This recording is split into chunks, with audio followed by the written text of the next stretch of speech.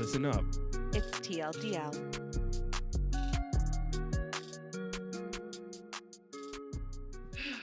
Well, welcome once again to TLDL. Welcome back, everybody. Thank you for joining us this week. I'm fucking charged up today. Oh, are you? I just really like our topic, and we've been, we didn't argue before this topic, so I just feel really good about it. Oh, I do too. I'm so tired. I can't say I feel.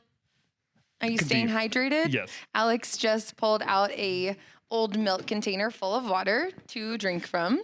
Can I just say I have 3 empty coffee cups on this side of Oh my God. I feel like that's how I feel. Like, I feel like I'm kind of running on fumes. I'm not going to lie. It's been, spring is here, and I feel like every spring I get so busy, and then every spring it just is a little busier than the last, and I am running on fumes, but I am super excited about today's topic. Yes. And I'm feeling good, but I don't know if I'm like charged up. Yeah. I'm here. I'll carry us. Yeah, please. Your passion for this, though, even us talking about it earlier, you're very charged about it, which I'm so happy about. This is one of my favorite topics because I think that we can just individually actually make differences, whereas so many like societal things, I don't know if we can make is impactful of differences. So. Girl, I've been in the fucking metaverse. Oh, we talked about this in our crypto bed. I've been watching your. Oh, okay. Yes. Follow me on Instagram. It's Alex D'Souza. Thanks. He has so many followers. You don't want to miss it. I know you've been in the metaverse because I saw like a story at a very random hour, and you had the goofiest grin on your face with your like goggles, and then you've been tweeting about it. And I was like, listen, I am not going to ask him about his VR. I'm going to actually just kind of ignore this part of his life, and I'll listen when I have to. It's fucking crazy. So I got VR goggles not because I wanted to enjoy video games, because I'm not a video game guy. I'm nerdy. I can talk about, but I'm not a video game type of person for some reason. But I went into it because I'm like, there's all these crazy worlds that people are creating in different environments. And I went to I haven't talked about it yet, a business networking event in the metaverse. And it was legit. I met some woman, she's a sex therapist, sexologist from Australia. That's cool. Another dude, he's a web developer and app developer for Web3 stuff and this other dude that has an app that he developed, and the guy leading it who's like in the VR world, and and he's a community manager. Virtual and reality. We were all just like talking, and you have these hand things. So as you're talking, you're like gesticulating while holding things. They're goofy looking basic avatars. But when someone's talking like this and you turn your head like that, it goes to this ear and you talk like that. It's crazy for people it just people that aren't watching, it just switches ear when you turn your head. Like, it's very realistic and it feels like you're there. Okay. It's crazy. Cool. So anyways, for social gatherings, I think it's cool that we can just be hanging out with people from Australia. Anyways, with your virtual reality headsets in your living room. Can you imagine what your cat Gizmo thinks? Like, just watching He's you, very like just like ranting and raving with your little goggles on. I had these shorts on and there's these strings, and and they were undone, and he just kept jumping and like clawing at my balls while I was those shorts. I've noticed you wearing them before. So they're like little basketball shorts. I don't know. Very little basketball shorts. Well, they're riding up.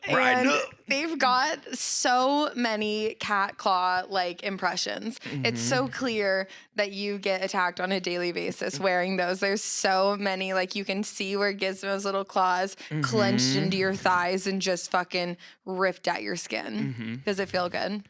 No. Okay. But I always swipe them off, swat them off. Anyways, that was my week. Your cat is fucking wild. So I have a lot of animals. I don't really know if we've talked about it on the podcast. I think we have, but... Have we? Yeah. I've got a lot. Like, maybe some would say too many. I don't think so.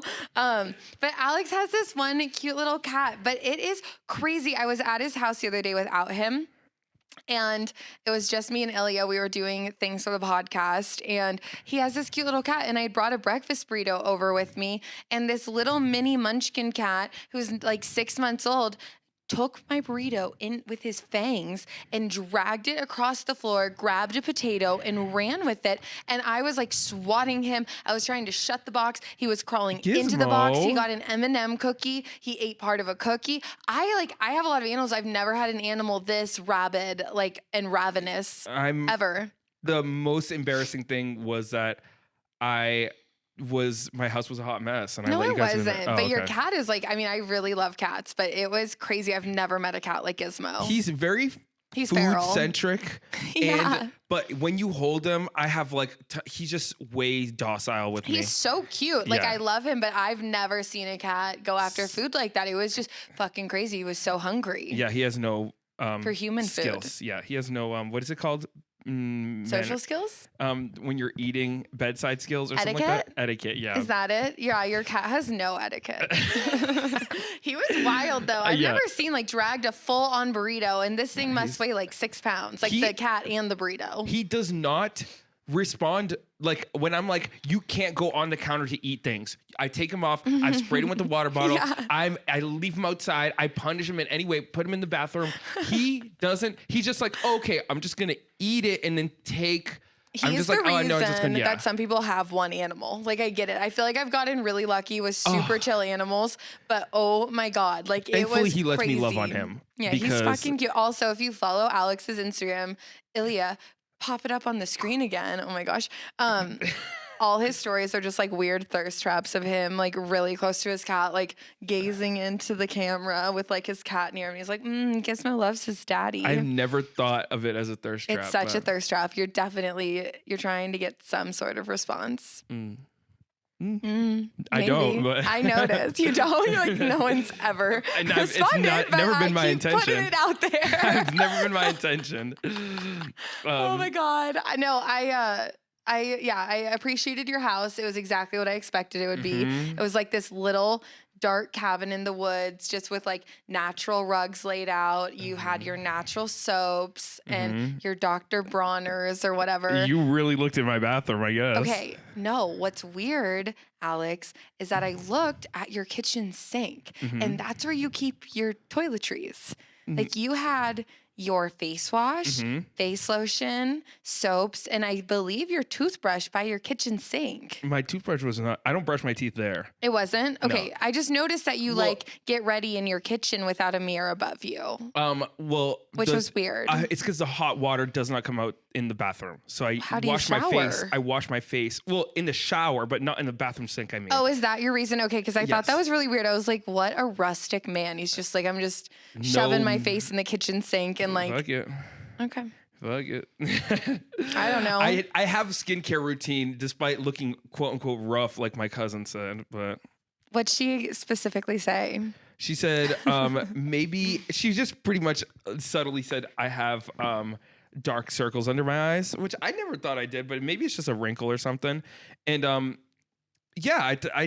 she said I should, have a little moisturizer on because I'm looking dull. Do you exfoliate? No. Do you like super moisturize? No. Because I do. felt I use, like like, when a I was Lush looking through moisturizer. your things that it was, I felt when I was observing what you use like CeraVe, which we've talked about before, which is actually a good wash, but you use like all really skin stripping products. So maybe we could do like a I use little a moisturizer. spa day. Did you ever With did you Lush. use my moisturizer? I didn't see your moisturizer. Which one do you use? It's by Lush. It's called Sea something. I don't know. Cute. It's like a sea salt thing. I have to wear so much more lotion in California now. It is crazy. I am putting moisturizer on my face 3 times a day to look, and I'm not wearing makeup. So just look at my beautiful Flawless. skin. Oh, my cousin said she said, get your skin glowy like Chloe's. I was like, stop. New business She also name. got New Botox, business so name. not fair. I got Botox? Yeah. That doesn't make your skin glow, though. It makes your skin That's smooth. health, Alex. That's because I drink so much water and I'm so healthy, is why I have such healthy looking skin.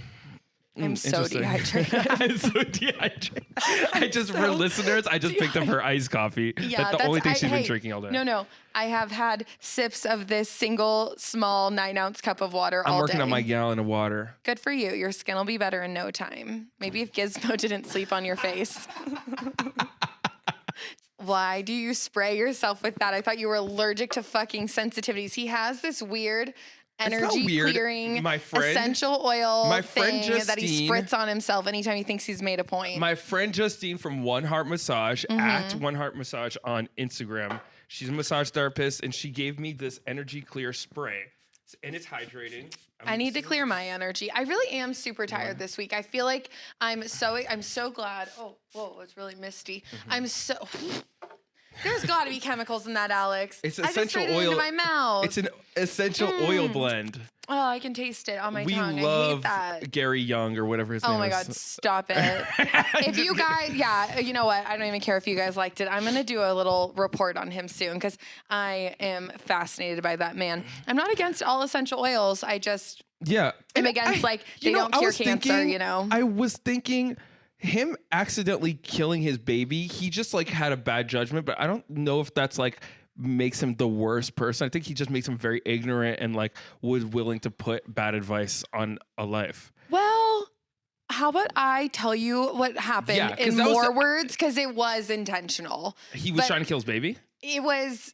Yes, it was an ego narcissistic thing. So he's experimenting with his baby. He was experimenting on a baby. It was which very, is fucked up. I'm not saying it was. I'm just no, playing devil's advocate. So I'll go into it deeper sometime because that is really interesting. But every week we've been talking about how I have a little. Alex has little prompts for us. He just wants to get to know me. I'm very pumped today. I don't know why. You are, which is good. I do feel like I have the most chill energy I've had yet on the podcast. Yes, but that's okay. It's gonna help me be thoughtful, and this is called exhaustion and having a fucking 1.5-year-old. Yes. But oh my I'll God, have Ezra. We love him, but thoughts. he's a handful right now. My God, he just has so many opinions and lack of sleep. Unpopular opinions was my choice this week. Hell yeah.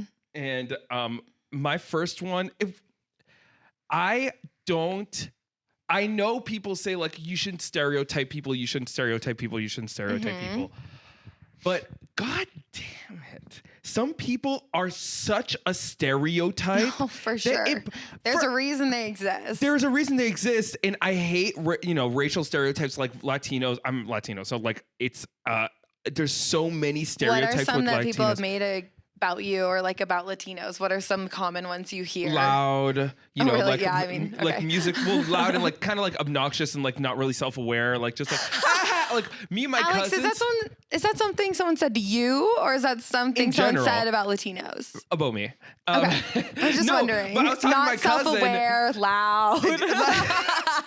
But just not you're in a group setting and you're we're all laughing. It's I have heard one of those stereotypes I've heard about. I feel like Latinos is letting their kids just kind of run all over and not watching their children. You've heard or have you witnessed? I didn't grow up in a community where there was a ton of Latino or Hispanic people. Yeah. So I haven't seen a lot of it myself, but I know people who come from places where there are a lot more Mexican people or Latino people in general.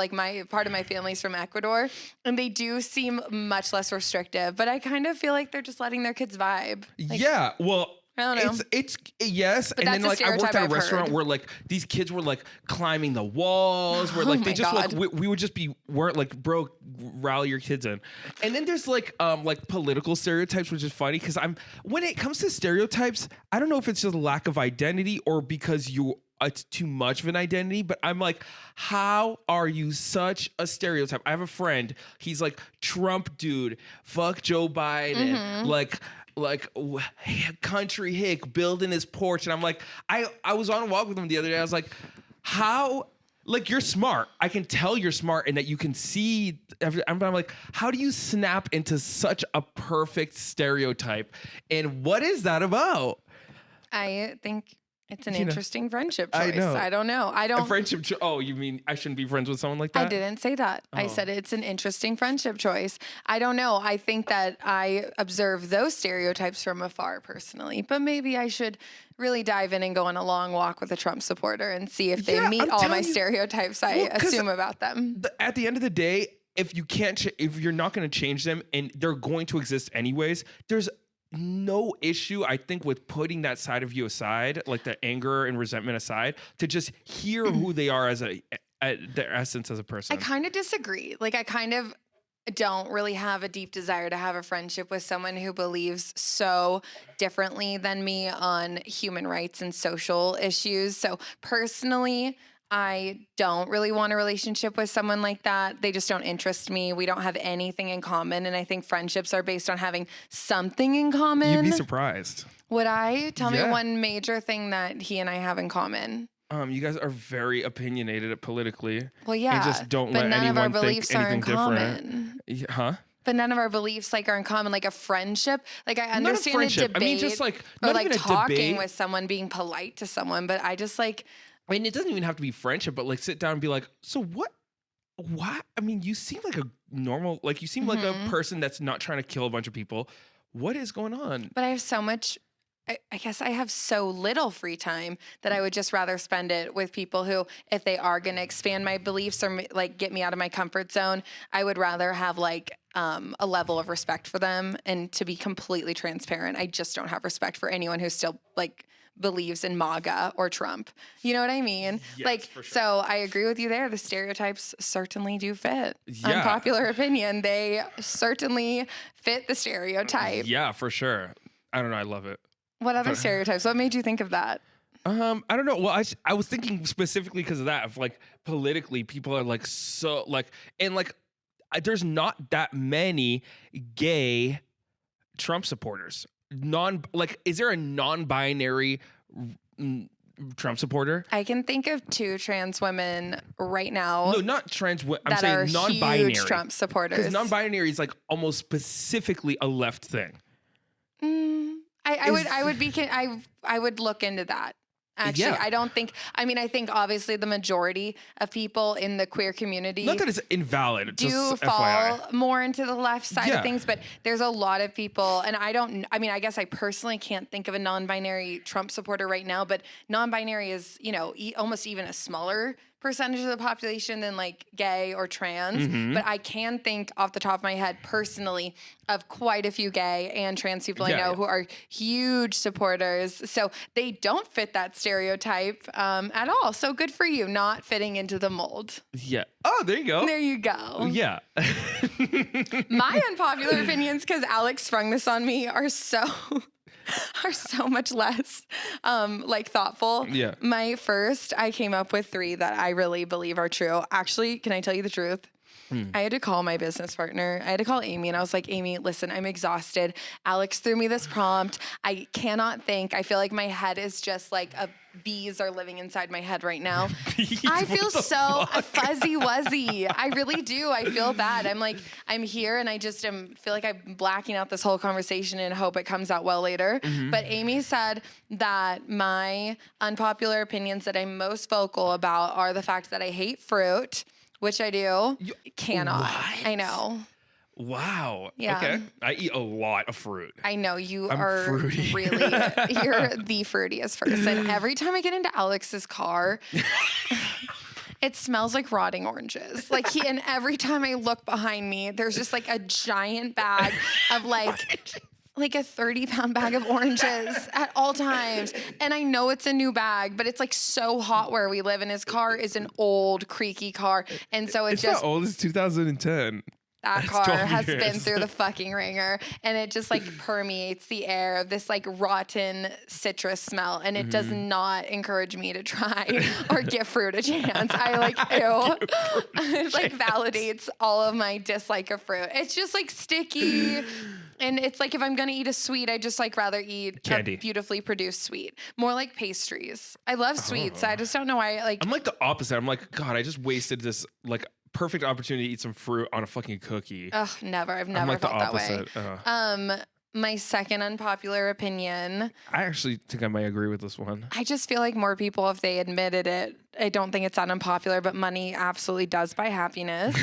That's another Come on, opinion. Jesus. Like, Hallelujah. I know, I've read the research of you, like there's a certain point of money you hit where course. it doesn't like increase your happiness or it could add problems, but that point is so much more money than I've ever seen in my life. Yeah. That money could buy me happiness for sure. And when I have more money, I have always been happier. So It's there's more my freeing. second. There's more freedom. I would love to just be able to be like, I'm gonna go see my mom tomorrow, and I'm just gonna buy a one-way ticket, just like the two-way ticket. Totally, it is totally about freedom, and just like you get to go do the things you like without having to think about it. Yes. You know, you just never have to like check the balance on your card, which actually, before I had a child, I was kind of at that point. Like Yeah. there was a time in my life where it was a lot more financial Ezra. freedom, and then I decided to have a fucking kid, and that God. sure changed shit up.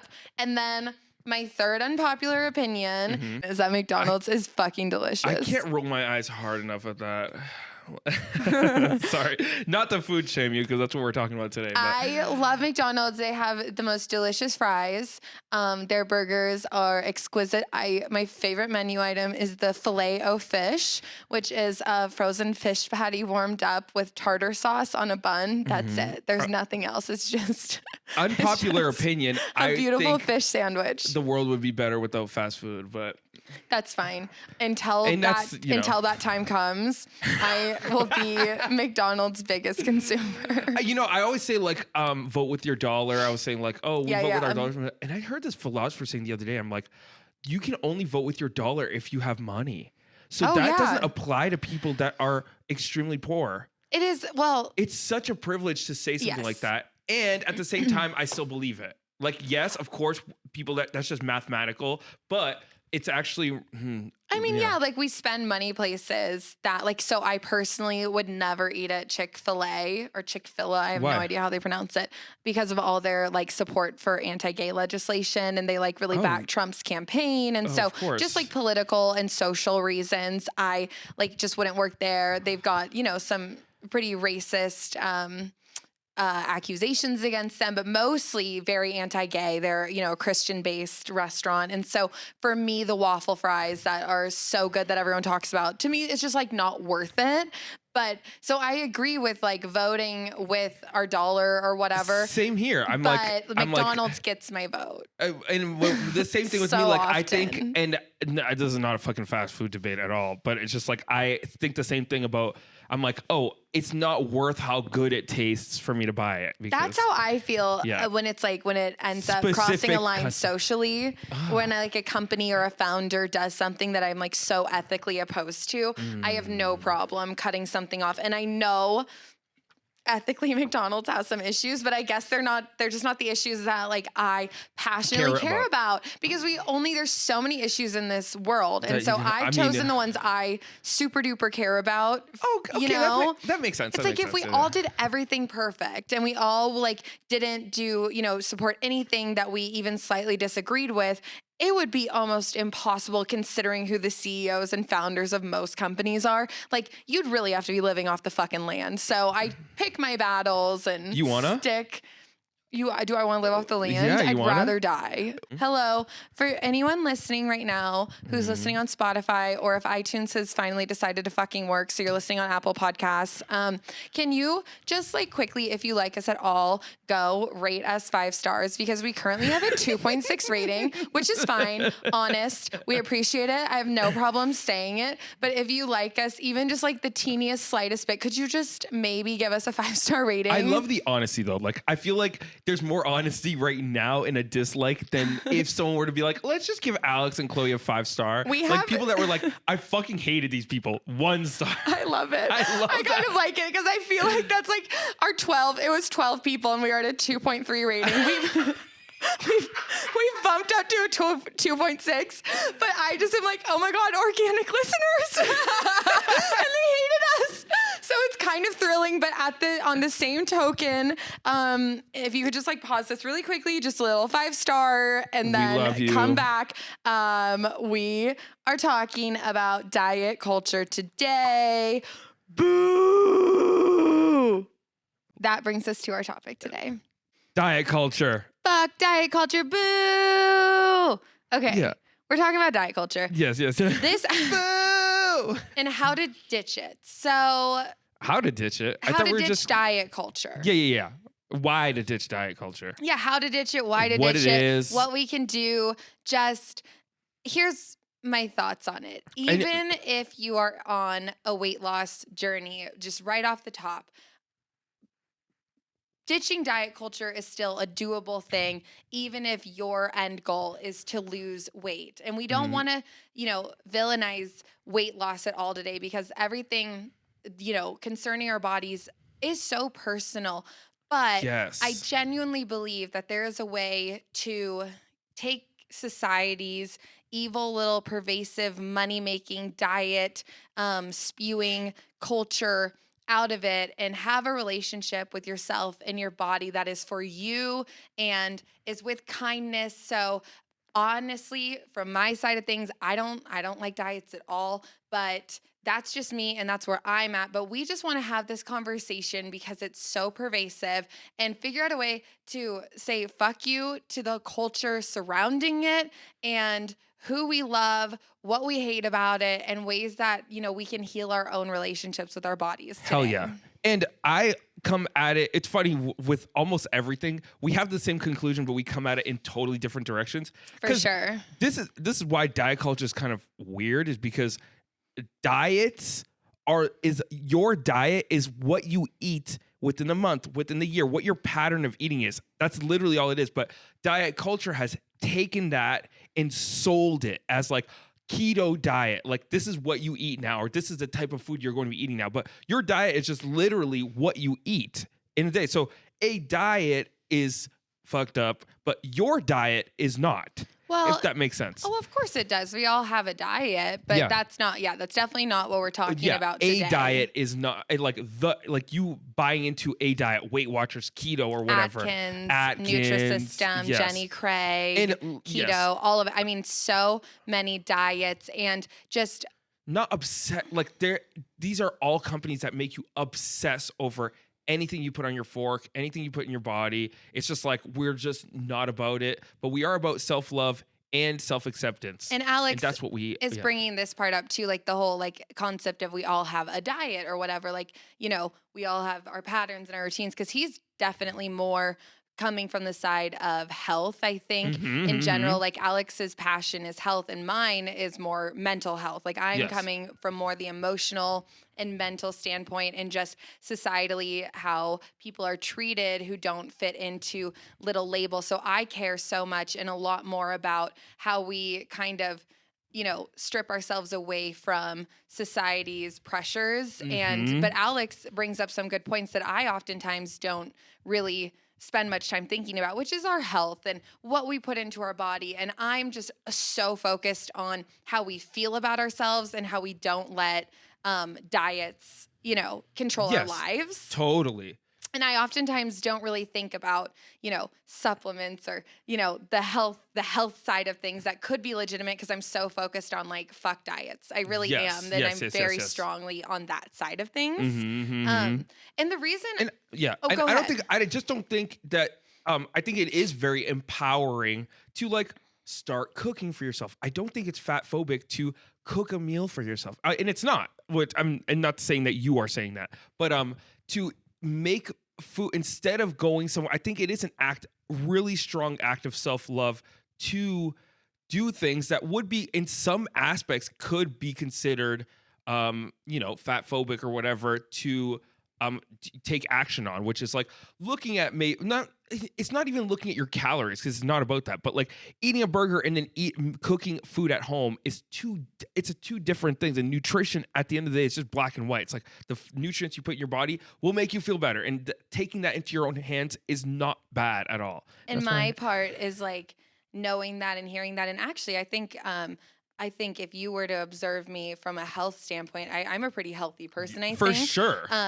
But I'm just like so concentrated on taking the weight out of it. It's like, no and pun that's what intended. our conclusion kind of came to when we've been discussing this. So that's kind of where we're coming from, just to give you a little bit of our sides on this, is that Alex definitely cares a lot more about like healthy lifestyles and whatnot. And I just care a lot more about how we perceive ourselves and our mental health. But both of us, I think when we come together, conclusions are very similar. And I think both of us have some insight on where the balance is, and so we're going to discuss that today. So, because you can go totally wrong with the mindset, and you can go totally wrong with the lifestyle, like way off balance with it. There's so much. So that's where we're coming from. And I think it's nice to have a talk about like body image coming from a man and coming from a woman, because so often we look at different things and we hear different pressures. And later on in the episode, we are going to share our own experiences, with our body. But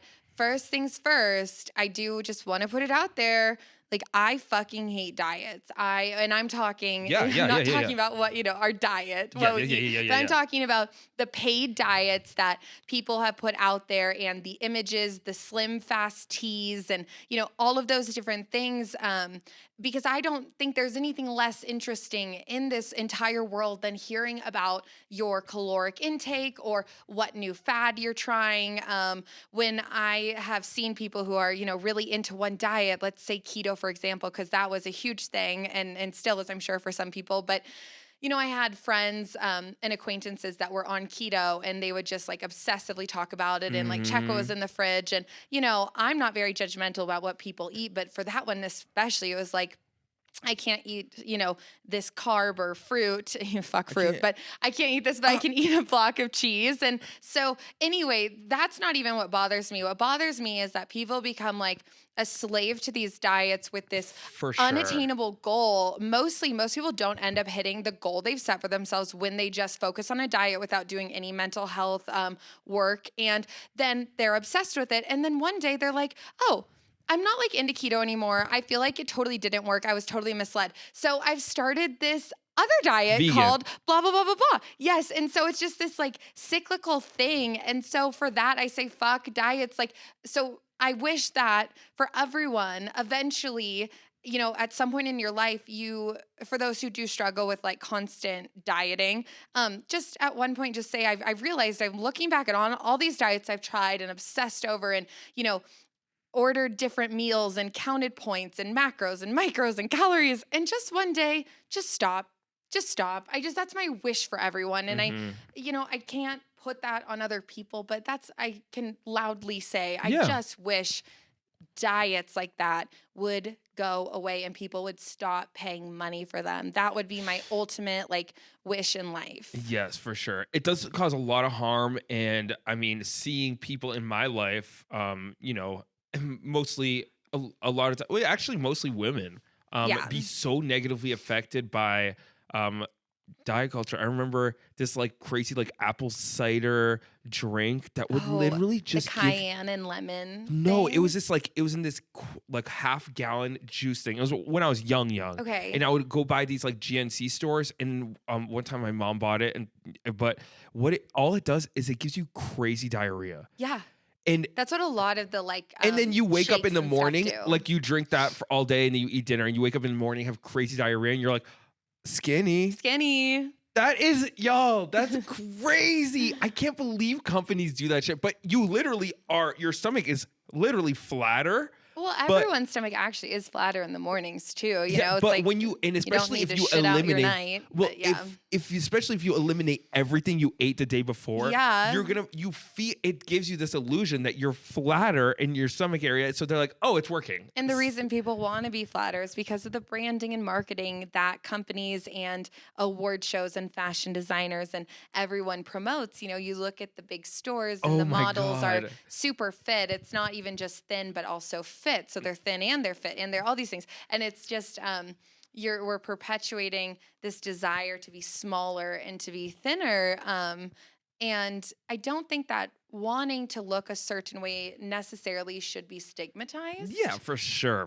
But I think that the way we go about it, and again, if I'm being totally honest, I wish we could just kind of be cool with, I think more people could be cool with just like how they looked and not have that deep desire to have like a six pack or whatever that end goal or that end number on the scale is.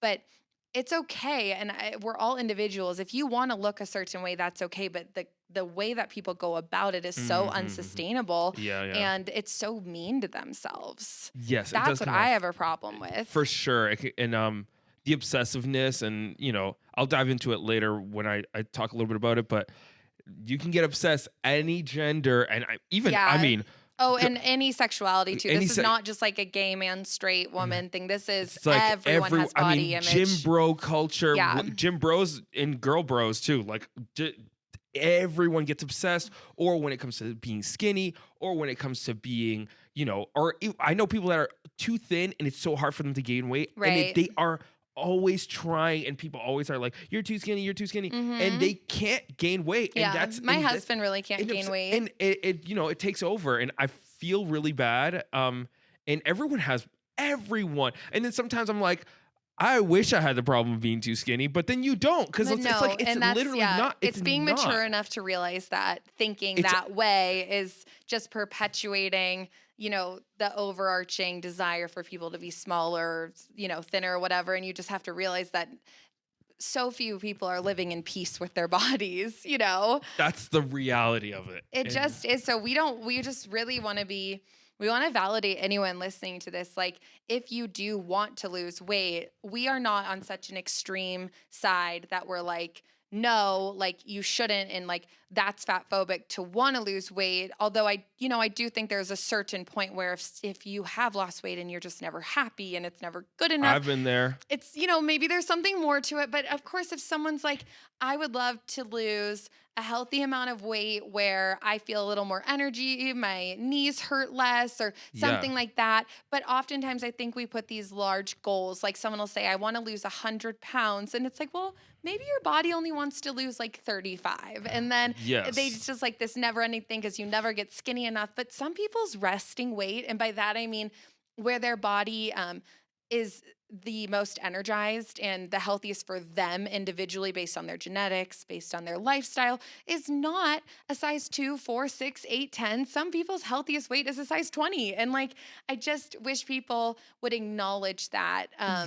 So that others didn't feel this need to just keep shrinking themselves. Totally. And you can losing weight is like such, because like maybe it's not, maybe it could be instead of 100 pounds, it could be just 30, but it's like, you can go about losing those even 30 pounds in a super unhealthy way.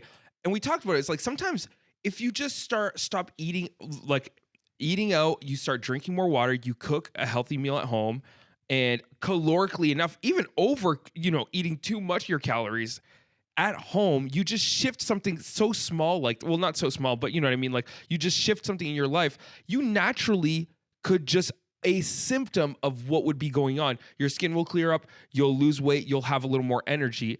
Sometimes it has nothing to do with the weight. It just has to do with your lifestyle. And maybe you'll only lose 5 pounds, but you feel 20 times better. Yeah, I think there's so many things we could do for ourselves, and especially like watching you and the way you live your life, and you really get outside a lot, and you exercise by being outside and in nature and walking, and you love to eat your oranges and you like to cook for yourself.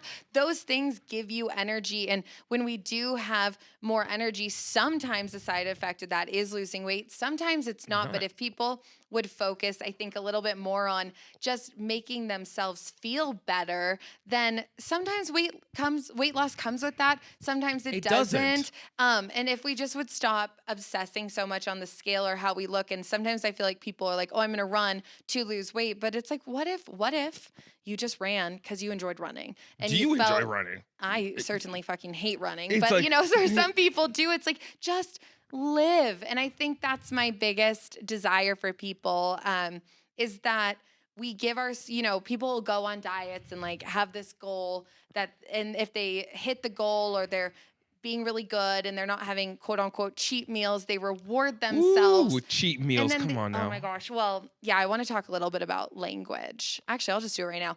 I really hate the word and phrase cheat meals. I've always hated it. Because it really makes you feel like you're excusing eating a certain type of food, and it just really goes against my concept of just living life, I guess, which is what I was rambling on about. Yes, I think it's so fucked up that we say cheat meal, because now you are eating food and your language that you're telling yourself is like, this is cheating. I am cheating myself. It's such a negative thing that you're putting in. Or you said the other day, some girl was like, oh, I'm being bad today. Yes, like I'm being bad about eating a food. Something that I notice as well, and I think I finished my thought on that, just, if we did better things for ourselves, for our energy, I just think we'd be a happier society. But for sure. The language that we use, another one, and honestly, just the personification of food that we put on it. I hear, people will call food dangerous or, what a guilty pleasure. And they're giving food these labels that really no one but a human can have. There's, dangerous. That's like an animal or a human can be dangerous. Your cinnamon roll is not dangerous. Yeah. It's just not. Like, it's just sitting there. It's not, I don't know. It's just people personify food a lot and put labels on it. Everyone has different language for it. And I hate hearing that. Food looks good. It smells delicious. It is yummy. It was really rich. All of those I think are fine. Like, oh, that brownie was so rich sweet. and sweet. But if we say it like that, that's not with a negative connotation. If you're like looking at a brownie at a bakery and you're like, oh, that looks dangerous. No, it doesn't. Stop it. Yeah. Because when you say those things, and then you eat it. And then you're going to feel like bad and guilty and like you did something. And also, I think sometimes people will like, it's a cheat meal or it's dangerous and excuse themselves for what they're about to do. But you don't need to excuse yourself for eating something. Like you really can.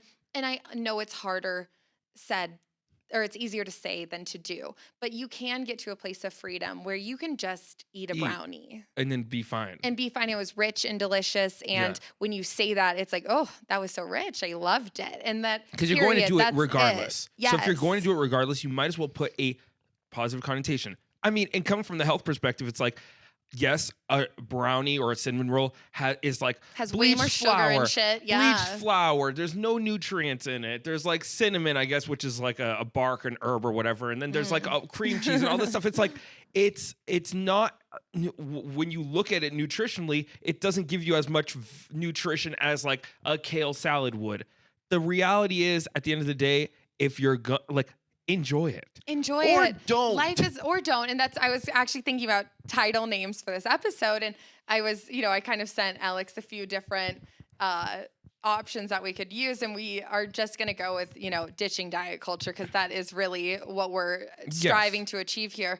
But eat the cake or don't was another title option I thought of. And because it really is you don't have to eat, really rich foods if you don't want to, if they don't make you feel good. Yeah. But you also can. And it doesn't indicate anything about you or your value or your self-restraint. We love sugar and sweets as humans. It's just a fact. And we'll get into, other episodes, really more health industry wise, but it's just freeing yourself and allowing yourself to live life and understanding that health is not the end all be all when we're talking about, a yummy item in a bake case. It's okay to eat it and to not justify it. And in fact, I would challenge people next time you go to a bakery, if you're someone who does tend to make comments about what you're going to eat, just don't and just order it and eat it and just breathe and let yourself be free, and it was good, and move on. If you can, just stop yourself from making those comments that are judgmental of yourself. Yeah, and it's not I think it's also reflected when you talk negatively like that at just your food. It's reflected in other aspects of your life too. And it's just important that I had another flop podcast Stop called it. Healthy Choices, where it was just me ranting the whole time. But it's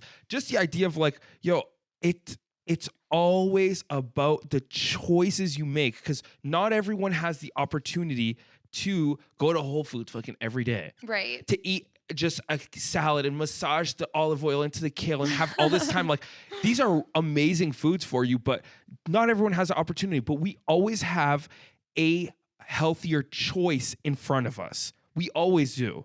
You don't have to, you can not abstain, but you can stay away from certain things. You could add certain things, and it doesn't have to do with how much you're getting paid or how much money you have. And you can always walk a little extra or do anything extra in your life. And it doesn't have to do with money or time necessarily. It's just a choice that you have in that moment. And it's not about, and that's, can be applied to anyone in any aspect of your life. Even if you're stuck with a super low paying job, a really long commute time, and everything, no time for making your own food, we always have a little bit extra choice. And that's just a little rant that I had. I appreciate that. And we kind of, it's an act of self-love. Yeah, we were talking about those healthier choices, and I kind of jumped ahead to the language that we use while eating and whatnot, but bringing us back to kind of finish those thoughts on healthier choices, it is important to note that you're not doing life wrong if you can't go to Whole Foods every day or anything no. like that. And, you know, sometimes you make a choice to eat something sweeter or less quote unquote nutritious. And that's great. And sometimes you make a choice to eat something that is, you know, You have to go through a drive-through. Yeah, I mean, as much as I don't believe in it. Oh my goodness. Well, I just don't believe in. I just ethically. Fast food, yes, ethically. No, not but I appreciate you saying that. And that's really, this is our longest rant that we're going to have, even discussing food. I just wanted to kind of talk about the language. And I think Alex really wanted to focus on the more like the whole picture of health and that we do have choices to make ourselves happier and healthier and more fulfilled. You followed it up right after we were talking about brownies. So I just want to make it very clear that he doesn't mean like you had a choice not to eat that brownie, so you didn't have to. Hell no. It's oh my just, God. I kind of interrupted with that language, but what he's discussing, or we kind of started this, was going outside, getting fresh air, even if, you know, financially you can't get a personal shopper. I mean, like, who fucking can? Yeah. You know, you Or hear what get like even a Tom gym Brady membership. eats, and yeah, some people can't get a gym membership, and that's okay. There are things that we can do that I think just like a little more sunshine in our life and a little more fresh air, and eat some fucking fruit if you like fruit. And I love fruit. yeah, so just that these lifestyle changes are accessible, and that what we hope is that that is more your goal, is to make yourself a little happier and a little more energized, and ditch the idea that it's kind of weight centric. Yeah, and not like eating strawberries like, oh, this is low in calories, this is really high in antioxidants. Like, enjoy them. Know that is a healthier. Yes, know that it is a healthier choice for sure, but just enjoy it. Sit in the sun and eat some strawberries. You know what I mean? You don't have, it doesn't necessarily have to be an act of eating or an act of exercise. It could be anything, but just the healthier choices is what is overall makes our lives better. And you we know, are talking I'll about never diet, but yeah. I would probably not choose to sit in the sun and eat strawberries, but if that's what fills your cup, we're just encouraging, you know, we're encouraging people to do that. So later on, we are going to both kind of open up about our own personal relationship with our bodies and food and weight gain and weight loss, and through it all, like how we view ourselves and how our opinion on ourselves has kind of changed throughout the years. And I think there was a time I did put more value on what my body looked like, and I put very little value on what it looks like now. And I really want to share that. My relationship with my body comes from, and as do all of ours, you know, a very personal place. And so I'll talk about that. And Alex has a very different relationship with his and his childhood. But before we get into that, I think as we're talking about diet culture, we are going to discuss a few people and corporations and TV shows. Yes, that's what I mean by corporations. On both sides of the spectrum of pushing forward the body acceptance and neutrality movement that is really trying to get away from diets. And I'm going to talk about 3 of my favorite people that are just icons in that realm. And Alex is going to talk about the dark side of the weird shit that happened on TV.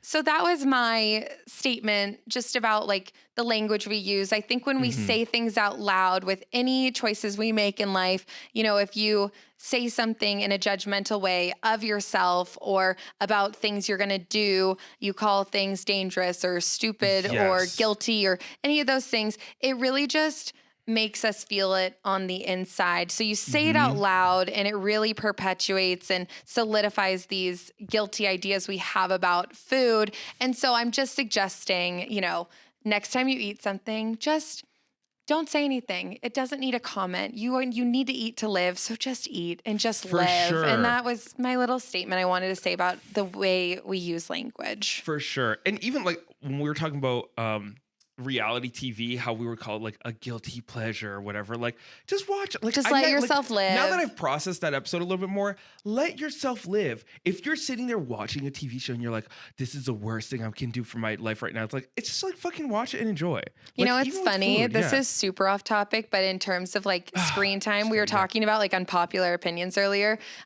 Like as a mom, one big thing, like Ezra does watch a lot of TV. He watches like his little preschool learning shows, and so many moms are are so hard on themselves. They have like full-time jobs that they have to do and they have a kid at home and they're like, I can't believe he watches so much screen time. Like, I'm so guilty. So I'm going to go do all this stuff. And it's like, it's fine. Like sometimes we just need to give ourselves a break and let ourselves just enjoy or do what we have to do. You know, like sometimes we have to go through a drive-through and get lunch because we don't have time, or we have to have our preschool, go, you know, run into the store and buy like a prepackaged sandwich that we wouldn't normally want to eat, or let our kids watch TV because we're fucking busy. So just being kinder in the way you speak to yourself and to others is like so important to me. Because sometimes that's all we got in that moment. And that's, I just wanted to just promote kindness, self-kindness. Yes. And, you know, how do I put this into words? Like, it doesn't matter where you're at in your life when it comes to finances, when it comes to the space you're in, and like geographically, because some people live in fucking food deserts. Yeah, definitely. The food deserts are a reality. I saw like 4 different documentaries on it where like no one has fresh produce, no one has everything. Even if they wanted to, it's very hard or very expensive to. If they don't have a car, it's like not accessible. It's not even exactly car. If you're on a bus, how do you get? If you're a single mom and taking a bus to work, how are you going to bring up? So it's like it's the choices that we make is what's the healthy choices that we make, in the sense health as in what we were talking about before, language, and what we can do best in that moment that's what's important. And I think that's a point to drive home, to not guilt yourself over anything, and to really understand that we have the choice, but it doesn't really matter. It's not about going to Whole Foods every day. You know, there's a really super expensive. I don't really like the ideas of like high-end food stores, like Erewhon. It's a really big thing. Have you ever seen Erewhon? Have you been there? No, I haven't, but I did. I was someone who shopped at Whole Foods a lot just because I could. But people will really like feel bad if they can't. Yes, like if you can't buy organic celery from Whole Foods, they'll stick their nose up at it. Oh my God, I don't like that. So, and sometimes I think people judge that, and so it discourages other people from making small healthy choices. And like we can all spend a little more time outside and doing other things that fulfill us. Yes. And I think that about really honestly sums up any talk about like food, because this is really more about like our relationships with ourselves and each other's, and how we view each other in society, and how we view fatness. And it not being like this dirty secret word either, and it not being a dirty thing to be. Like just being fat is something that does exist in our society. Like the average woman would be, I think, like considered fat, and just fat is not like a dirty word. And if we would stop, we're gonna be using it. We're definitely going to use it, because it's just it's a description of bodies, just like thin, just like the color of people's skin. You know, 10 years ago, people would be like, say African-American, not black. And it's like, are you kidding me? Like, you know, now it's so weird if you were to say that. Like African-American, that's a good point. I've never referred to anyone as African-American. Black, fat, these are just people, descriptions of people. And we want to normalize these things where there aren't a group of people anymore who can use these words to belittle anyone else. So I want to discuss. We're going to talk about fat people and fat. We're going to talk about icons. So some people in society that I really love, and I did have to narrow this down because there's a lot of incredible people that have really transformed the way I see myself and the way I see others. So I came up with a list of 3 people that I really love. And then Alex alternately came up with a list of 2 TV shows and 1 person who, yes, just like little anecdotes about our society that really push what we're talking about here with this like diet culture and like fat phobia. And being fat thin phobia. and I forgot all the term. of that. Yes. And I'm going to talk about, because they're really actually, at the time, it's so funny because when you're experiencing them, you're like, oh yes, of course, this is the truth. So often we see things that are normalized in society. So we're like, okay, this is normal. And then when you're older, you're like, that shit was fucked up. Tyra Banks.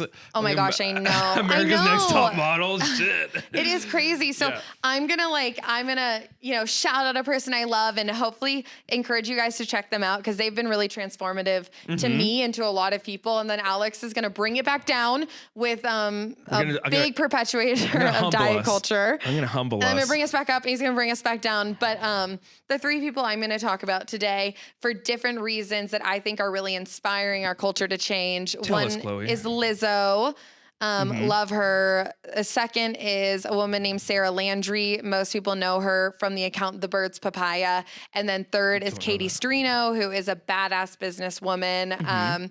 And then tell us a little bit about our favorite diet loving people. So I used to watch this show called Fat Camp on Disney. Y'all, if you remember it, think about it in hindsight, how fucked up that show was. Okay? I like barely remember. I'm excited for you to get back into this. Yes, because it's like when they take kids, literally kids middle school and younger, and throw them in a fat camp and like just abuse them on camera and show it to the world. And then we have the adult version of it, which is Lord, how did I forget the name? Jillian Michaels. Oh my god. Wait. Biggest Loser. Jesus Christ. Sorry, guys. This was a while ago. I don't know if they still do that show anymore. I don't know. I don't even want to say these things because I'm always like, they used to have this 20 years ago and they fucking find out it still exists. And I'm just like, God damn Ashley it. Madison. Oh, I know. So The Biggest Loser was really fucked up. And also I want to mention how we did Anna Nicole Smith so fucking dirty in her lifetime here. 100%. And we took advantage of her. She was really before this pioneering of taking back our bodies and saying fuck you to people who have so many criticisms. Yes, trim spa baby. I'm glad you're bringing her up because I think it's important. She's really sad. That's mainly it. It is. So I'll start with an icon, a living legend, Lizzo. I think the reason I'm so inspired by Lizzo and I think she's so cool is not only is she talented, not only is she athletic with her dance moves and being able to belt it out and just so powerful and fun, she really fucking loves herself. And she is a fat Black woman who shows up unapologetically in outfits that people criticize her for, but they're, outfits that other thinner people have worn to the same type of events and never get criticized for. And so I just really appreciate her genuine self-love and self-acceptance. And I know, she's actually been pretty vocal that she doesn't really label herself in any sort of movement. She just fucking likes herself, which ultimately Lizzo's vibe and Lizzo's, the way she presents herself is where I hope we all get to, where we don't have to like fight so fucking hard to like ourselves, and be a part of movements. But I'd be remiss when mentioning like such an iconic, beautiful, big, fat woman, if I didn't mention the fact that that is kind of where the body positivity movement stemmed from, and to really thank, the people before her who had marginalized bodies in societies that were fat, that were Black, that were queer, that were disabled, who, in the 80s literally had to like sew their own clothes because stores didn't make clothes for them. And the people who pioneered this movement to take back society, because we lived in a society for so long where BMI, like your body metric index or whatever the fuck it's. Body mass index. Okay, yes, where it literally was this stupid debunked science or bunk science that had basically measured white men in Australia and the average weight of them, and then applied it to every nation, every sex. It was crazy. Don't they still use that in hospitals? It's pretty much like I haven't been talked about my BMI in so long, but it still comes on the medical charts. But this is so people who have said, fuck you, your body standards do not relate to me, and like my body does not fit into your standards, but your standards aren't necessarily good. It's just you don't consider me or value me because I'm fat or look differently than what you expect. And I just want to say, thank you to all the people who've pioneered this, where the body neutrality movement with people who look more like me but still sometimes suffer from body image issues can really stand up and like follow on your coattails. So I just think it's really cool that people stood up in times where being fat was like a fucking sin, not that it's not today. And just thank people like Lizzo and like all the people who came before her who said fuck you to the patriarchy and to the fat shamers and just live their fucking life. So that's my little shout out to her. So many groups, so overwhelming, Chloe. I don't know any of them. You need to get in my body acceptance clubs. I heard of healthy at every size. I've heard of body acceptance, fat acceptance, and like they're all totally different. Actually, Lizzo came out on TikTok and was like, oh, I need to lose some weight because I'm running into some health issues and blah, blah, blah. She's just being open about her body stuff. And she got attacked by some sliver of these groups. Yeah. And that's when she kind of came over and was like, y'all, I do my own thing. I talk about loving yourself and loving your body wherever you're at. I needed to do that. But she can also want to lose weight and not be villainized for it. And I think that's just like minding your own fucking business is like a really big lesson to learn here too. And it's like, okay, if you feel like you need to do anything, and we all have our lessons. You shouldn't be attacked by someone, like your feelings on yourself. Like no one's ever going to change someone's feelings about themselves by attacking them. That's just never the way to move a conversation forward. But she's amazing. Yes. Yeah. And speaking of which, Fat Camp on Disney, you He's fuckers. Bringing us back down. Holy shit. This show was so fucked up. Okay, it feels like a fever dream, and I never watched it, but I remember the commercials. But I need you to remind me and everyone listening, like, what this was. So it was a show where they take kids that were overweight, and their parents would be like, yeah, my kid's overweight. A lot of the parents were very overweight and were just sending their kids because they didn't want them to have the same thing. Not understanding. It's not understanding. Not only is it a genetic thing, but you pass on your habits to your kids as well. So it's not. It is genetics, and it is also habitual. It's nurture and nature. They would send these kids off to this fat camp, and it was all for kids middle school age. Don't remember if there was high school kids. And I remember this one blonde kid. He was really tall, like just going through puberty still. Right. And he's really big. And he's like, ow, my knees hurt. And he fell on his knees. Oh my God, it's horrible. Look, if you're in a really large weight, it's no joke. Like there is a reality of like your joints get fucked up. You know what I mean? And they don't understand the damage. Also, when you're going through puberty, like your joints are really sensitive. Oh my God. And they're pushing this kid. And he's like, ow. And at my age, I was a obese kid, and I was like, nice, good for them. Good for him. I should do this. I should go to fat camp maybe. Because that's how society makes you feel. And then at the end, he has this transformation at the end of summer, which is summer is 2.5, 3 months. Oh my God, such an unhealthy amount of time. And then they're like forcing these kids to eat salads and like dramatically cut their calories, which when you're a kid, it's cruel. Like as a parent, this makes me want to scream. You need to eat a sufficient amount. Of course, you need to eat the right foods. Of course, if you're running into health issues like that, you definitely need to switch. But and the fact that they have fat camps, I don't think fat camps should exist either. But also the fact they have it on television. And then they publicize it. At the time, we just didn't. I don't know what it is. People didn't care. People didn't like fat people. I don't trust the media because of this. But then they do that with girls too, and like they have romance in between like kids, and they put that on TV, which is fine, whatever kid love. But then like show these kids like eating cake mix, like just making them look fat, like you're eating cake mix as a fat kid, like very small percentage of your life, but they put it on TV. Of course they do.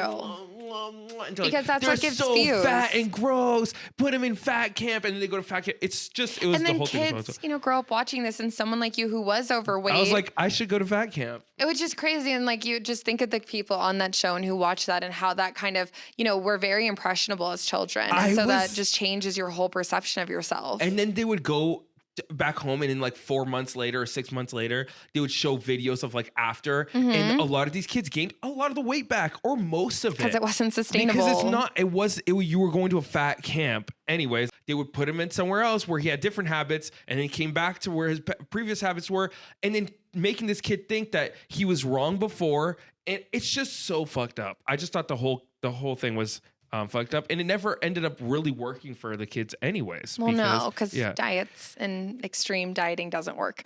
No, that makes me hearing all that just makes me really sad as a parent, and that's not something we're diving into today, but I think that as parents, we need to just kind of treat our kids with more kindness to it, and like that to me is just totally abuse. But the next person that I have on my list is honestly the person I resonate with the most of my little list I came up with of people that I think are doing positive things for society and kind of refuting diets. And that's Sarah Landry, who is the Burt's Papaya owner. She is a person that has an account essentially to encourage people towards body neutrality and body acceptance. And she is a woman with 3 or 4 children. I wish I could remember. And she's a mom. She has a kid around Ezra's age. Since having her daughter, she's kind of fluctuated in weight and is larger than she has been in years. And I've been following her for about 5 years, and the consistency that this woman has with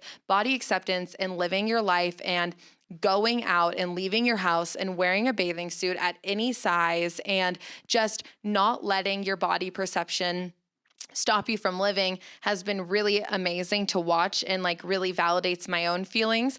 But even more than that, she isn't someone who isn't like, oh, body positivity, love yourself. And if you don't love yourself, then you are failing. She's someone who encourages people to feel the feelings about how their body makes them feel and to sit with them, but to not stop living. And so she really encourages going out and realizing that your weight is the least interesting thing about you. It's not what people notice, and that your creativity and intelligence and the difference you're making in the world is so much more important than your body. And if you can get to a point where you fucking love yourself, hell yeah, but just more so getting to the point where your weight doesn't hold you back from doing things. And I just really love her and her message. And I love that.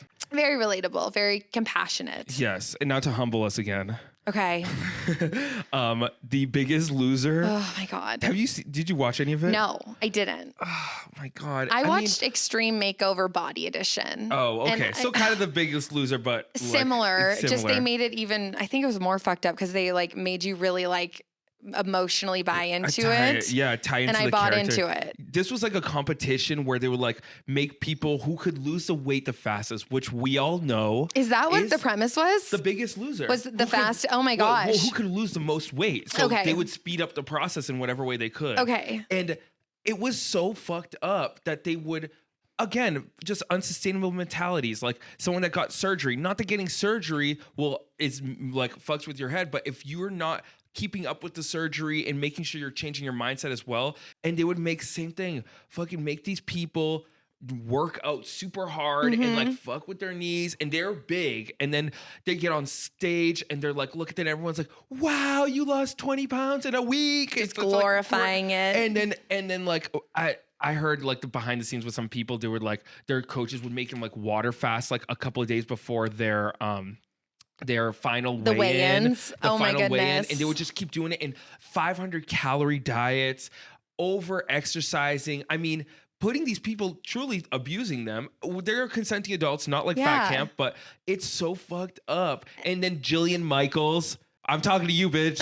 You're like, get your fat ass up. You know you can do this, blah, blah. Like, it is so dark. It was just truly dark. That makes me just die inside. So very dark side of television. And people watched it and loved it and gave it ratings, and we're all just like embracing like, hell yeah, we hate fat people. I do not trust the media. I don't trust y'all. That's why I like fair. That's a fair assertion after, growing up watching that kind of stuff. Fat Camp and just those two shows alone is like so fucked up. Oh my gosh. Well, so I'm leaving actually I think my favorite of the 3 to the end, which is Katie Sturino. What I like about Katie Sturino is that she's a badass boss bitch businesswoman, and she doesn't lead with anything emotional about her size. She's a size 22. She's almost 6 feet tall. What she does is she has this Instagram account, and the biggest thing that she started was a concept of supersize the look. And so she'll take like really cute looks from models or thin actresses or whatever, just like, any really size smaller than her. And she'll replicate the look with either the same pieces if the brands make them, or with very similar outfits. And her mentality is, it's not about who wore it better. That just keeps us down. But she is really tangibly giving women fashion advice and showing people in larger bodies that like they look really sexy wearing the same thing as Gigi Hadid or, Meghan Markle. Don't know who that is. That's fine. And it's not about who wore it better. It really is just like women who are fat can dress in a way that makes them feel sexy, and they can wear the same things as small women. You don't have to put on a fucking muumuu. She also does something where she'll go into fitting rooms at places like Guess or Lucky, and she can't fit into clothes, and she's like the most average size woman in America. And so she'll the most average size. Well, like she is, you know what I mean? She represents like the most average size of woman, I think. And so so she'll call brands out and be like, hey, just another day of I can't wear your jeans. You think you might want to make something that fits? And there's no shame. There's no emotional pull. She's just stating facts. And she's just like putting herself out there. She also owns a company called Mega Babe, which is like anti-chafing sticks. She has a podcast. She's written a book. She just, to me, exemplifies power and speaking up and just owning herself, but also in tangible ways. Like she's really making a difference in the fashion industry and in women's lives. So that's Katie Sturino. Katie Sturino. I really actually do like this woman. Had a dog fluencer who got married on an episode of The Real Housewives. So she had a dog named Toast, and they threw them like $100,000 wedding, a dog wedding. Now I don't like her anymore. But she's a fucking icon. She's just Would like, you plan a bitch. dog wedding? Yes. Yeah. If you got paid for it, obviously. Period. Yes. You would do it for free for the content. Absolutely. And then one other little one, because you've got Anna Nicole Smith. Just one other, like, yes. the last shout out I want to do as another person to kind of follow, because I think she really exemplifies self-love and self-acceptance, is Loie Lane. Just look her up at Loie Lane. She's amazing. She's also fat, gorgeous, sexy. Her fashion is phenomenal. And I think she's just a really good reminder that fat is sexy, and I love her. So that's my little list of women I'm obsessed with. I love that you're inspired. I don't know who any of these people are, but I love that there Now are you people like that. You can go home and Google. Yeah, I just think it's cool that there is this whole pocket of the internet and I have no idea about, but it's happening. Gosh, Anna Nicole Smith, it was a dark story. I mean, I don't even know that much about her, but I just saw all like these like Mad TV sketches about her, and they always like what she was known for, that she began to be known for, was just being a curvy model. A sex icon. But she wasn't like super stick thin. She was just like, and she didn't have like a snatched waist and like huge boobs. It worked in the fashion industry for some reason. She was very similar to Marilyn Monroe and how people saw her and her body and whatnot. That's kind of, as a woman, that's how I saw her, was more that sex icon similar to Marilyn Monroe, which defied the body standards, I guess. Totally. And she just unfortunately struggled majorly with drug addiction and alcoholism. And I really do think that diet culture that force of diet culture in the media really manipulated her and took advantage of her, like, you know, because she was just like not coherent most of the time. They're just like, let's do this with her. Let's make her do this. Endorsed Trim Spa, which had, I think it had something called ephedra in it, which like was like fucking crack, y'all. Totally. And it would fuck with kids, fuck with little, and you could buy it at the store. Yeah, there's a lot you could buy at the store and still can buy at the store. And it was just like really, it just fucked with people. She would go 8 months later, she dropped 90 pounds or something crazy. And she's like, Trim Spa, baby. You could see she was like a puppet. And she was just not there. She'd be on TV like, and like, I don't even like imitating her like that, because she really was, they used her up, and like her reality TV show, they would just make her do so much, but all because of her body, and like exploiting her for being too fat and then too skinny, and then they would make her lose weight, and everyone was giving her all this validation, and people looked to that and like manipulated the crowd with it. So again, we're humbling ourselves here with this topic, but just like a really dark stuff that can come out of the diet culture in the media. And Anna Nicole Smith is the representation of so many women. So many women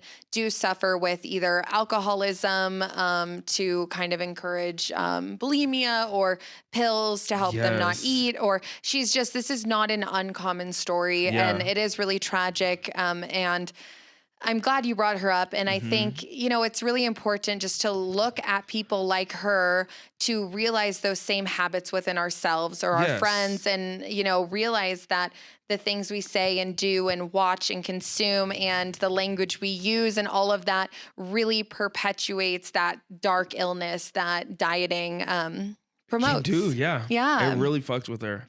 I wanted to bring up one little thing before we kind of dive into our own experiences with our bodies and weight and whatnot, which is, I just want to encourage people who are really suffering, and I've had an eating disorder before. So people who are really suffering with an eating disorder and body image issues and body dysmorphia, who actively and openly call themselves fat or shame themselves for eating, I have so much empathy for you. I do. But I also want to hold people accountable. And what I really want to do is encourage women who say like, oh, I'm so fat. I ate all this. I feel so gross. And then you're kind of like, well, what about your other friends who are fat? Like, what do you think about them? And they're like, oh, I love them. It's just me. It's just like, I think I'm a disgusting whale. And you're like, okay, well, you can't really say that you think other fat people are beautiful and that they're worthy and that you believe that if you're crying yourself to sleep over fearing ever looking like them. And I know that's painful. Yeah. And I know that a lot of this comes from very disordered thinking. And I'm not shaming you for hating fat people, but I am calling you out for it because you need to do that work. If you're calling yourself fat and then saying you love your best friend who is fat and that she's beautiful, but you're not beautiful. You can't just excuse that with, oh, but I have disordered eating. You need to do the work because you do hate fat people and you do fear being fat more than anything. And if you find yourself constantly making comments like that, I just encourage you to have those painful conversations with yourself and hold yourself accountable and get help because you're not just hurting yourself and your own liver and your body. You're really hurting the people around you. So that was just my little statement. Do you think this happens more in like women's friends groups? I've had like personal friends who've said these things about themselves and then yes, I've seen that too. Excuse it. And they're like, oh, but I love them. It's just me. It's a me issue. And it's like, well, if it's a you issue, keep your mouth shut because you're really bringing everyone else the fuck down. So I don't want to say this without empathy, but I really want to call it out. And I'm sick of hearing it. If you hate the idea of yourself being fat, but you say you love other people being fat. No, you don't. You just don't. And you need to do the self-work because you hate fatness. And I need you to figure out why. So that's my little call to action. I'm tired of hearing it. It's just like, so it's hateful and it can be changed. You can do the work. I asked if it was a women friend group thing because I don't really to me, yes, I think so. Yeah, because I don't really, amongst all my guy friends, we never really talked about, it was probably it was definitely more subconscious what we feel about ourselves, but it wasn't at the forefront of and plus all my guy friends dress like me. There's not an appearance thing is not really on the forefront of what we're thinking of. I see this more with women who are like actively struggling with eating disorders and whatnot. I don't think it's like the average person. Yes. I'm just really like, I know it's easy to excuse and say, well, I don't feel that about others. It's just myself. And it's just, you need to do the work still. You still need to do the work, even if you have an eating disorder or body dysmorphia. Mm-hmm. That's not like an excuse to be able to just like go around saying how disgusting you feel after eating in front of your friends. Like I need you to step up and take accountability. I mean, I saw this girl, she was stick thin. It was a friend at a college party and she had a friend that was larger, way larger. And she would be like, ugh, she'd pinch her own belly in front of her friend. They were best friends. And I was like, and she'd be like, oh, I just ate so much tonight. I feel so fucking fat. And I'm like, I wonder what her friend feels. That's exactly what would happen with this girl I knew. A bunch of friends around, like a bunch of people around. It's interesting. And I just saw it so many times with a friend I used to have, and she had a best friend. It was the very similar dynamic. And I was like, you can't really think that your best friend doesn't see this. Now, I'm a thin person and have mostly been thin in my life. So it wasn't like me that she was hurting, although I was larger than her too. It was like, girl, your best friend is like easily 100 pounds heavier than you. And like, come on, so like weird. Step up and do the work, go to therapy. It's theme of our podcast, go to therapy. Another episode where I tell people to go to therapy. Mm-hmm. I'll get you there. Yeah, so I mean, do you want to share? Yes. Do you want to start talking? Oh, yes. So yeah, I mean, I think this is like a lot of people's stories in Latino families, and I think I think this is an all-consuming issue, the body image issue. Everyone has one. Some people feel too skinny, like we said. Some people feel too fat, even if they're not either. They feel that way, and it comes from the home for sure. Mm-hmm. Most of it starts from what happens at home. And my childhood was definitely not different. Starting off with people talking about themselves, aunts, uncles, moms, dads, talking about themselves. And my dad was very mathematical with how he saw his body. So he just like was gaining too much weight. He's like, oh, I just need to move a little more. And he would just cut a little bit out. And it was just very easy for him to do that. But with the women in my family is a lot different, And I do really believe that there are companies in our country that create food from scratch to be addictive. So like that happens. and then we become addicted and then we blame ourselves. And I think that's really fucked up. So food addiction happens in my family, binge eating. No one ever purged. I've never seen anyone purge as in vomit, but definitely maybe some laxative abuse and all that. And I would see it and I thought it was, no one thought it was weird or bad or nothing. No one was calling it out as being anything but normal. Yes. Like laxatives and also like the, what I was talking about before, that like weird apple cider drink that would make you just like diarrhea like crazy. So I would see all that and then like just no one ever being excited. And then also I had some family members straight up, like one person pulled me aside during Thanksgiving and she was like, Alex, don't eat another plate. You're so fat. Like at this point, if you keep going your direction, no woman's gonna marry you. And I'm like, and you're like, well, bitch, don't worry. That is no problem. I will eat that other plate. And thank you, geez. So this is how I get women to not want me. I will eat some more mashed potatoes. And no, that's so. How old were you at that point? Oh, at that point I was like 14. Yeah, that's wild. You're a child. You're a baby. Yeah, and I've had like family members like be put on like diet pills from a super young age. By their parents? Yes. Like they were children being put on diet pills by older people. And I had female cousins that would walk into a room and there were gorgeous young women and everyone in the family, oh my God, just commenting, not even negative things about their body, but just commenting on their body. Oh, you're so tall. Oh, you're so short. Your hair is so blonde. Oh, your face is fuller. Oh, your face is smaller. Oh, this, oh, that. And it's like everyone ripping them apart. And not even anything negative sometimes, but just like always being focused on your body. And that fucks with you for sure. And the way it carried on for me is like, I would see that. I would hear these comments from these adults. I would see my dad as well was not very, people would hide food from me. I was an obese kid for sure. And it was not, I'm very sympathetic of children being obese because it's like and then them getting shamed for it. I was there and it's like really hard because you're like, oh, it's my fault, but I don't even know what is wrong with me. How are you supposed to understand anything about nutrition or exercise or anything or genetics? You don't get it. So it fucks with you. And then as I'm older, I really realized like there is thankfully my family was always driven towards eating healthy-ish. And we didn't know the difference. I do know the difference between. That's why I'm kind of so. I really do feel strongly about eating healthy and not, because we ate healthy, but then we would bring unhealthy. I hate even using that term, but no, it's a lot to unravel and unlearn. And and I was just a binger. Like I would binge.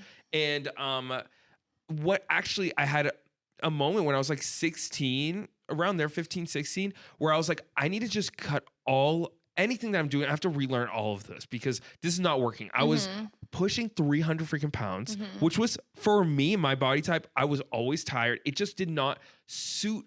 It didn't work for me. I was just drinking coffee all the time to try to stay up. So I switched. I didn't eat anything at my work, anyone cooked. I would just go to the store and start from nothing. I was like, rice feels good. Yeah. Veggies feel good. Pastas feel good. I wasn't following a keto diet, no nutritionist or anything. I was just trying to listen to your body. Yes. And I was just I would buy meat and then I started cooking and then dramatically I started feeling way better, but I immediately, my skin started clearing up was the first thing. And then I started losing weight and I would walk around a lot more. And, so when I took it into my own hands, I did feel more empowered. And I kind of got even more resentful at my family because I was like, fuck you guys. You guys know, no one ever told me to do this. Right. I had to learn this shit on my own as a kid. So and you were shamed for being overweight and no one was like you guys are feeding me helpful tools or anything. And like, you're just telling me to eat less. And I'm like, I don't know what that even means. You know what I mean? So like, it's it runs deep. And even till today, I still have kind of issues with, I definitely have issues with body image issues. Like I, was living at a restaurant that used to be a home. So I was like eating a ton of baked goods, which is fine, whatever. Cause I was just trying to cut down on money. I mean, I'm spending money on food. Yeah. And I gained quite a significant amount of weight. And then I just stopped eating baked goods and I just started cooking at home again, and then lost a significant amount of weight. And I still felt super heavy, like very fat in a negative way. And I was taking pictures with my family and I was like, I like wasn't even seeing that was me. We were on a hike and I was like, who the hell is that? I didn't even picture that I was as more fit than I was before. In the mirror, what I saw was different than what I was seeing. So I'm hugely just like body all this dysmorphic. Yeah. Majorly dysmorphic, and all because of these things that you're taught at a young age, like fat is bad. You need to start losing weight. You need to eat less. You need to like do this. But then like you still are, I'll just say it. Like I had an aunt that would just like eat pizza. This was you told me that this was this is major, super really common. and you should eat it and then spit it out. Like should swallow it, some of it, and then just like. And just spit it out loud. Should eat go through half a whole ass pizza and do that. Just and I was exposed to that. I know. I was like, it's really hard. And it's not abnormal. It is normal, but it's not normal. Yes. So this is diet culture running in a Latino family that just subconsciously picked it up. Like no one, and we're all putting these words together now, but in the 90s and 2000s, like this was just the norm. Yeah. Fat camp. Very normal. This was no one was monitoring how we were talking about ourselves or anything. Very little people, I'm sure, were pioneering the way. But that's why I was giving credit earlier to the people who did pioneer the way, because it is so difficult to stand up for something. And it's so difficult to stand up for things in general, but to stand up for yourself and loudly, I'm just so thankful for the voices that have come before, so many people today that are still struggling, and gave everyone a leg to stand on. For sure. So, because it is so hard. How do you feel now? Like you're 30. Yeah. It's been a long time since you've lived at home. Yeah, I feel better. I feel I definitely feel more empowered when I'm making my own food and I'm not leaving it up to a restaurant or something to make my food for me. But I do feel like I can I do feel like it's too easy for me to slip up. Yeah. You know what I mean? And even that is all fucking weird language. I know but it's what we're taught. Yes. And I'm I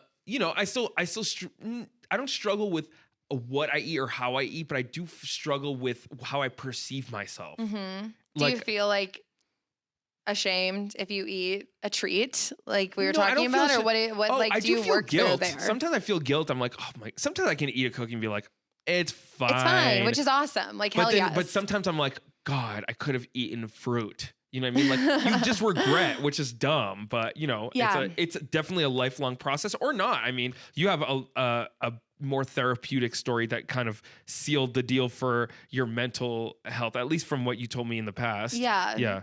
But that's pretty much in a nutshell how I, grew up and how I feel about it now. And I definitely, looking back in hindsight, the adults that were all playing all that out, I still have resentment for them because they're still playing it out in a lot of ways nowadays. But I'm like, it's that whole culture that brainwashed us, and it's so ingrained, and they're just at an age where it's just hard to break it. They were also victims, and yes, exactly. Yeah. So that's pretty much it. It's dark and not very promising, but it just takes work, personal work. But you can break the generational trauma. Yes. That's a hot topic word, but you can totally break those relationships with food and give your kids something new to look towards. So my story. Yeah, what was your... Well, my story with food is that so both of my parents are fat. Well, my mom passed away, but both of them were fat. My dad is just like a tall, larger guy. He does love to eat as well. And my mom was actually overweight because of medication she was on. She was on prednisone, which is a steroid, for almost her entire life. No one in her family was fat, and she was, and she had a lot of health issues, but I have to give my parents so much credit, and they just did not make comments about my body, and they really limited their comments about their own body.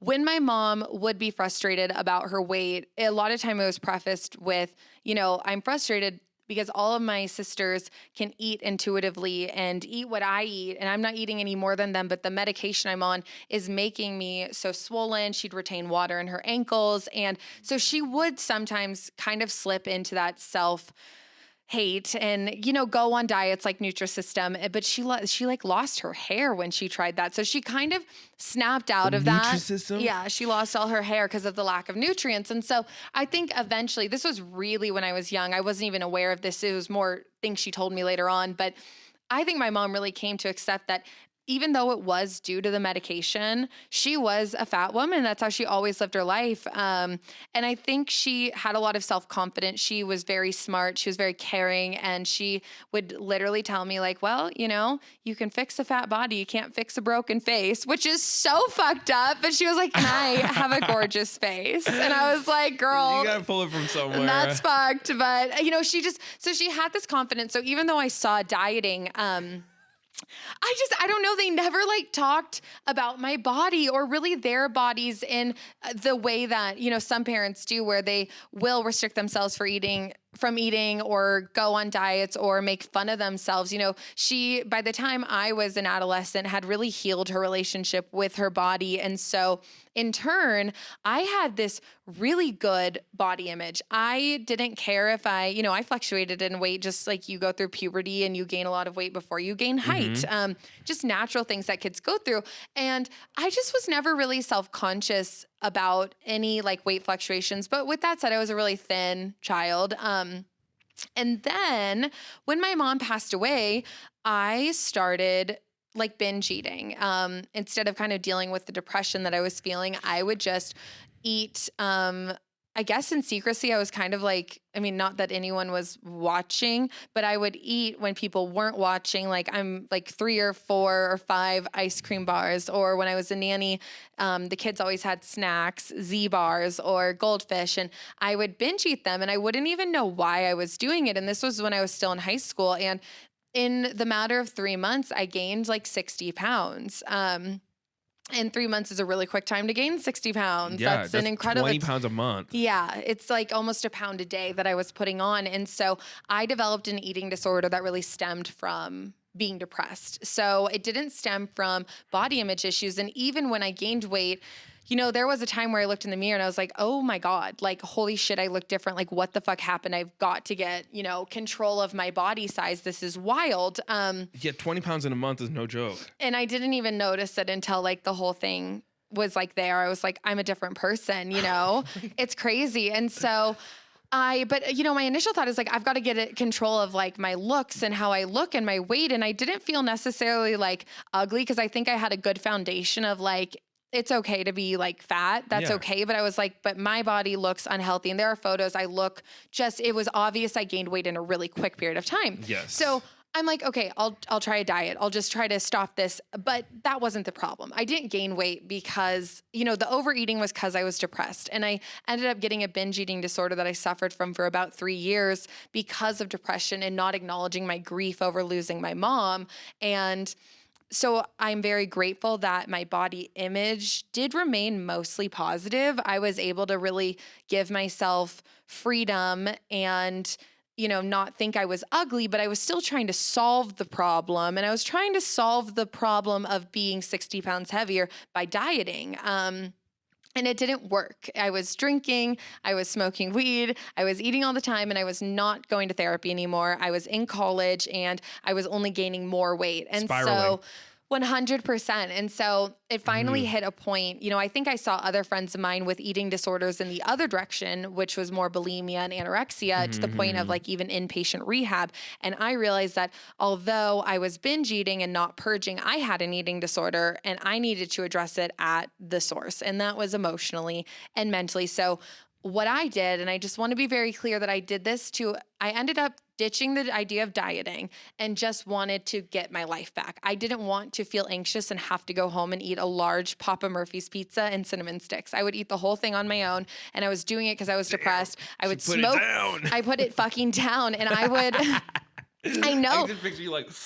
I was smoking weed to excuse this behavior. I was like, I'm not overeating because I can't not eat. I'm overeating because I'm high. I'm binge eating because I have munchies. No, I wasn't. I was completely depressed. And so it took a few years to realize that. And then it took a few years to get out of it. So I went to mindfulness therapy, not to lose the weight, but to regain my old sense of control and good relationship with food and intuitive eating. And so I learned about intuitive eating and, honoring different hungers that I felt. Like if I was anxious and was going to eat because I was anxious, that was okay, but I had to acknowledge it and notate it. And if I was hungry because something looked good, that's also okay. But it was really getting to know my body. And then if I, maybe chose not to eat something when I was anxious, which is really hard to do. Like it was literally like I had to strap myself down to not eat something. I had to not smoke weed or else I would. I would be like, oh, this is kind of what it feels like to be hungry again. I haven't felt hungry in 3 years, Oh, wow. And I was like, oh, and now what does my body actually want? So then I was honoring my like physical body and, the nutrients, and I would eat like a steak instead. And I would be like, okay, actually, I should eat like maybe steak when I'm hungry sometimes instead of 4 donuts, like I can still eat a donut sometimes if like my eye hunger and sight hunger says you want to eat that. But if it's my anxiety hunger, maybe I can like honor my body by not eating that. And it took years of therapy to actually get to a point where I was unconsciously, intuitively eating. We can get into it, I think, another time. And if you guys have any questions, we need a whole episode on that. I love mindfulness. I know it's, one of those topics where the lines blur sometimes with how far you go. Yes. But that's what healed my relationship. And so I got back to a place where I could trust myself to eat again and not eat because I was spiraling. I was just eating because it looked good or it tasted good. And ultimately, over the course of a couple of years, I ended up losing all of the weight because my resting body weight is pretty small. That's my healthy, natural body weight. It's all my family.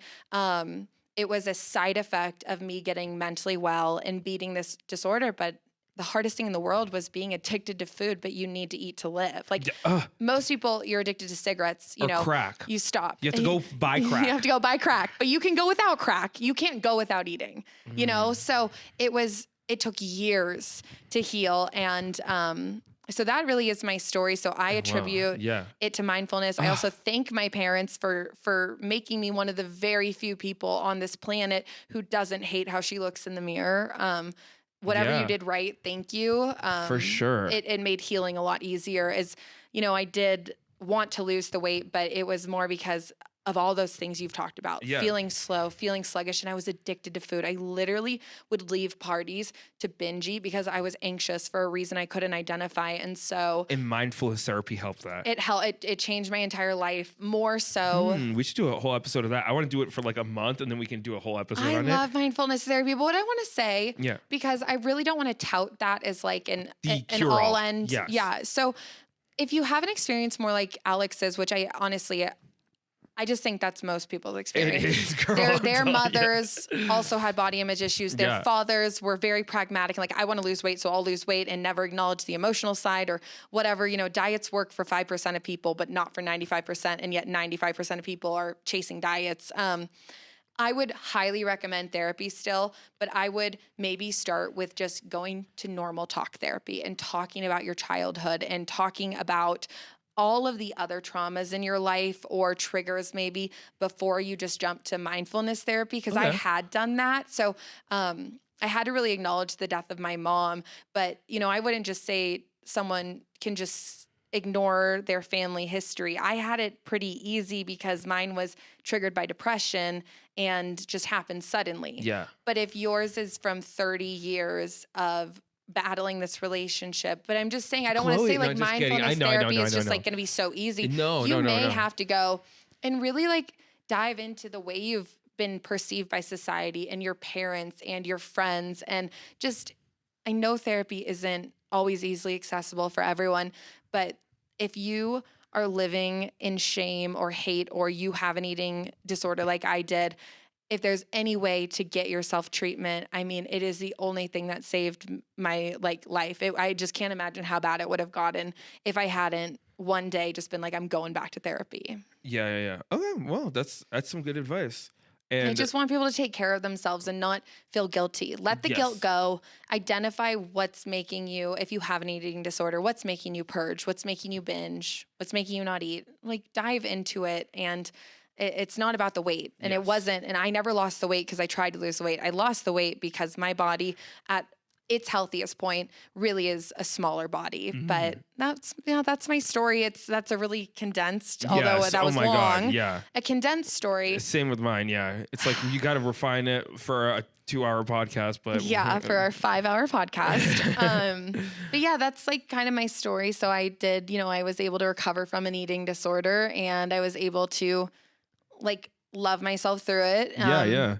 But I'm not, I still struggle sometimes with how I look just as a woman. Yeah. And I mean, like as yeah, a this mother. doesn't- And, there've been a lot of changes that I've had to turn to people like Sarah Landry or Katie Storino. Like after having a baby, my Yeah, body looked a lot different. Totally. I guess I never. Yeah, I'm trying to figure out why I have it. It hasn't like I haven't had. Not that I haven't had to look up to people like that. I just kind of like accepted this struggle as like a lifelong thing, and like, but maybe I should dive a little more into it, see what it's about, because it's like, you don't have to necessarily hate, and I don't hate the way I look, but there's always things that I'm like, oh, I could be a little bit more muscular or a little bit more, it's just there's always flexible. something that you kind of want to be a little more of or a little less of, and we in terms all of are weight. plagued with that. Yeah.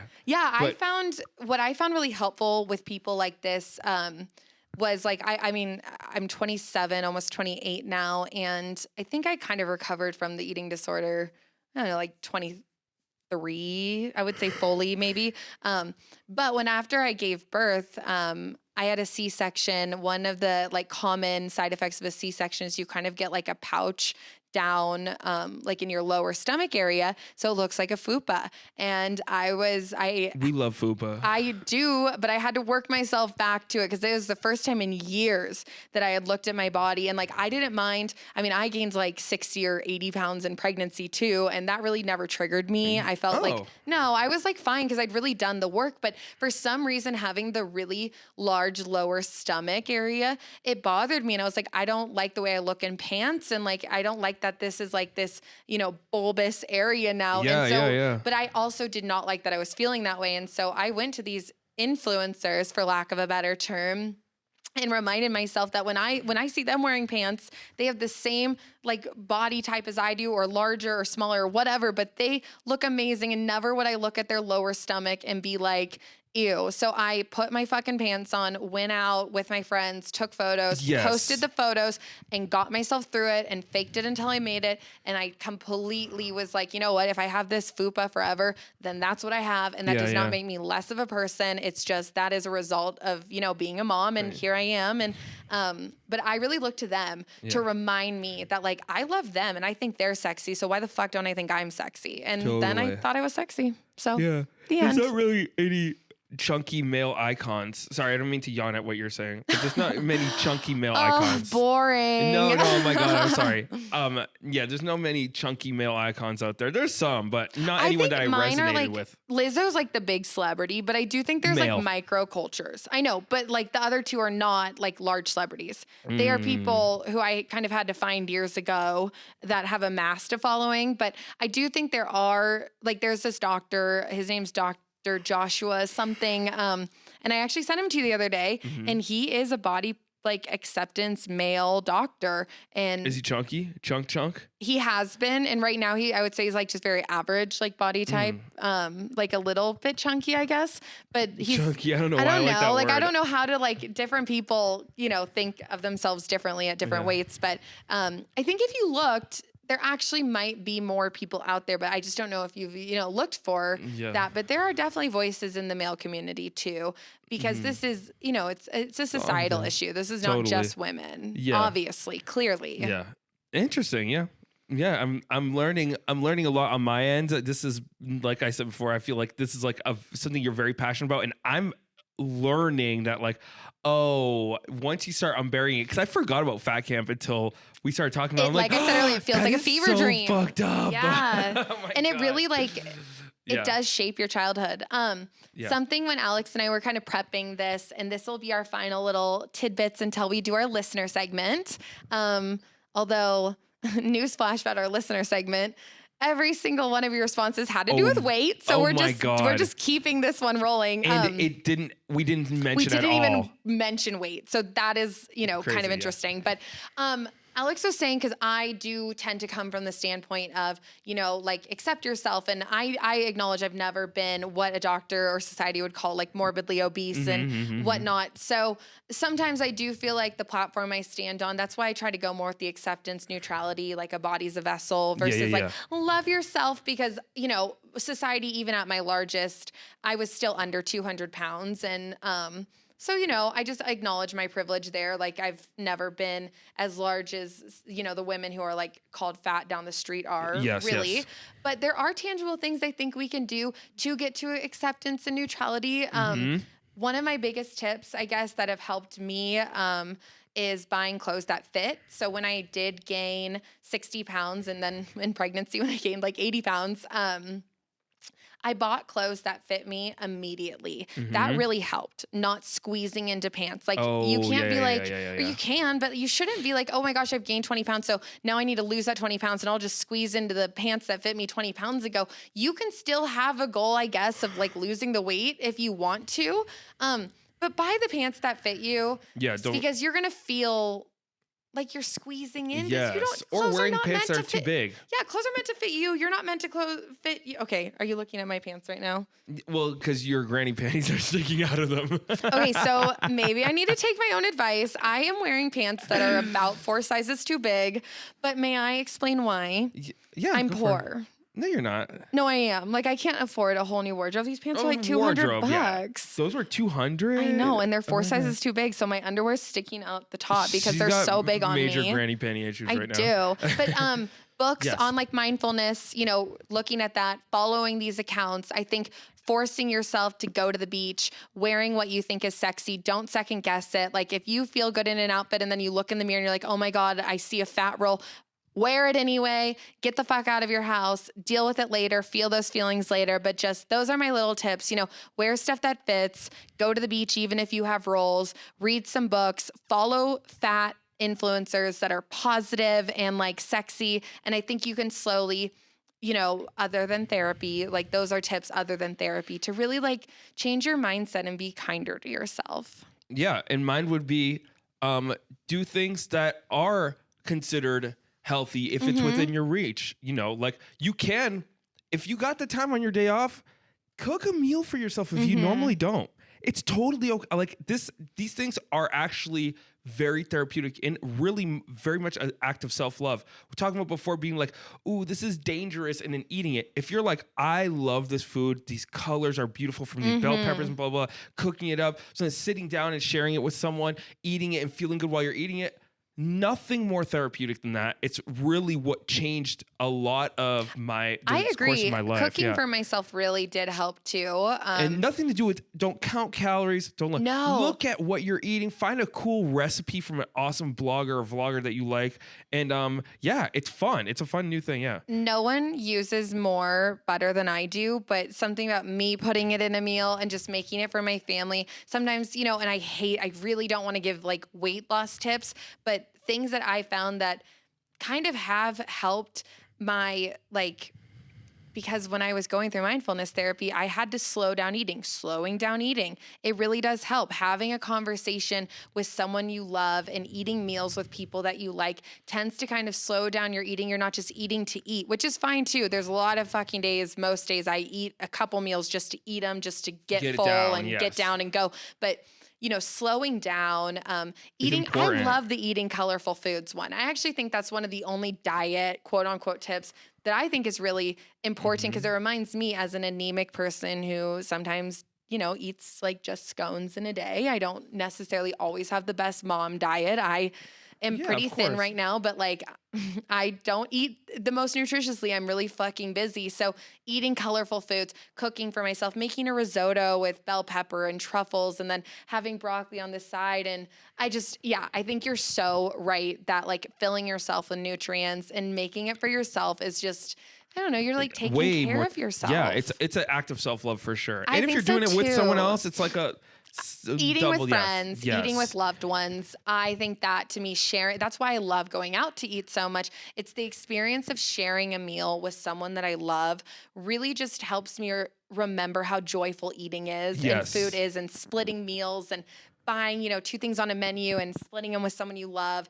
It just brings the joy back in eating. And, no one who's buying 2 meals and splitting them with their best friend or their partner is like, oh, should I not eat that? Because you've both decided you're just going out to eat and it just takes the shame away. So those are some little teensy tips that maybe can help just your everyday kindness and slowly over time, Yes. change your mentality. Self-love. It's all about self-love at the end of the day. Hell We yeah. started with diet culture. We end at self-love. Love it.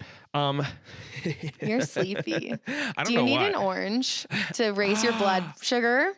I got to go grocery If shopping your after blood this. sugar is low, an Surprisingly. orange will help. It would. I don't have any more oranges though. So, Listener segment. it's time to stop talking about us and start talking about you. Okay. Okay. Well, what's our first one again? Well, We had our a couple. story prompt was, what is like the worst / most annoying / most unhelpful unsolicited advice that you've ever received? And have a spoiler alert, it's all about people commenting on people's bodies. What to do with your body, which is so funny because it's like, what the hell? We didn't even say it as our prompt. I mean, obviously, clearly in the back of my head, I was kind of thinking about our topic when I said that, but literally not a single response we got had anything to do with anything but their body. So I can start it out. I guess I'm just going to summarize kind of what 2 different people said because it like is almost the exact same. I had 2 different people respond like that their moms were the one giving them advice and that their mom's advice was to watch their weight. Oh. Yeah. You're like, oh, you should watch it. Someone else had an aunt pinch their belly and jiggle it and say, have you noticed you've gained some weight?